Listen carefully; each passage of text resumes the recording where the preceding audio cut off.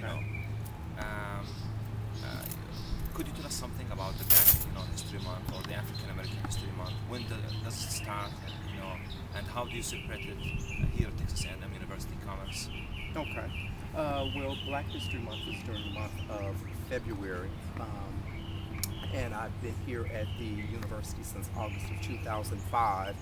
So in my office, which is the Office of Diversity and Cultural Affairs, I do programs that are either sponsored or co-sponsored out of my office with various student groups and departments here on campus all the time. But during the month of February, I collaborate quite often with student groups in doing featured programs such as guest speaker series or a large speaker, and several smaller programs that emphasize the important contributions that African Americans have made to the United States.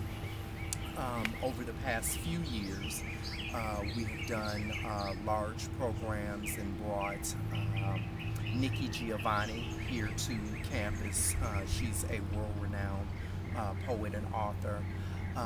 We have done a couple of programs in which we've done plays. We have done different dance troupes. So each February, I will do a major program, either in the beginning of the month as a kickoff or in the middle of the month, and then other departments or other student groups will do smaller programs to kind of fill out the month. All of the programs are open to the public, so we definitely have had the commerce community come and partake in some of the programs, and of course the programs are free and open to students, faculty, and staff.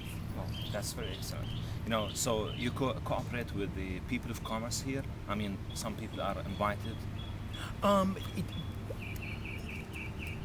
we extend ourselves to the community. I mean, you definitely can't be a college in a particular location and not have some involvement with the community. One of the great things about my office is there is a gentleman by the name of Dr. Ivory Moore. Ivory Moore is a resident of Commerce. He's actually been the mayor of Commerce twice. Well, he is the gentleman that actually started my office back in the 70s. He was the first African American administrator here at A&M-Commerce. And he's still alive and doing quite well, and he's very involved here in Commerce. There's actually a park here in the city of Commerce that's named for him. Wow, that's excellent. So how long have you been celebrating the Black History Month? I mean, when does it first start? Now, I don't know when Black History Month first started, but the as a celebration throughout the country, I would say Black History Month had its beginning in the late 60s or early 70s. Right, in Commerce here, in Texas A&M University-Commerce in particular.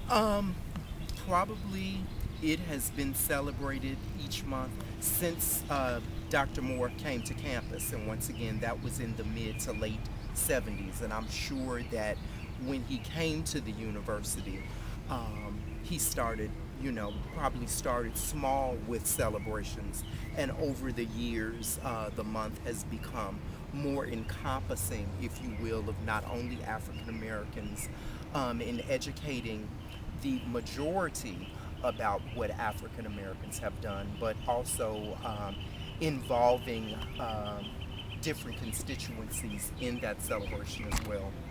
So it is taken on more of a global perspective, rather than specifically African American, just like specifically not wanting to just do things for Hispanic Heritage Month or for the Asian cultures and only involving the Chinese for Chinese New Year. My office is trying to do as much as I can, as much as the department can, to have more people involved in those celebrations than just one specific group of people. Oh, that's very great. Another question is, Mr. Dotson, how do you advertise for this, occasion? I mean, how do you make it public for all people? Um, Is there kind of advertisement or announcements sure. in newspapers or The something? standard form of advertisement, of course, flyers, Facebook, the faculty staff listserv, the student listserv. Newspapers, maybe? I've never done an advertisement in the East Texan, but we often will let them know of programs that we're doing, and we've gotten some coverage by the newspaper. We have an excellent marketing person that works out of the Student Center. So in her office, she does quite a bit in terms of the info screens and Twitter and those type of That's very things. So nice. just trying different ways of advertising. I found I'm from the old school where I used flyers. Right. Students Right. don't use flyers all the time That's right. anymore.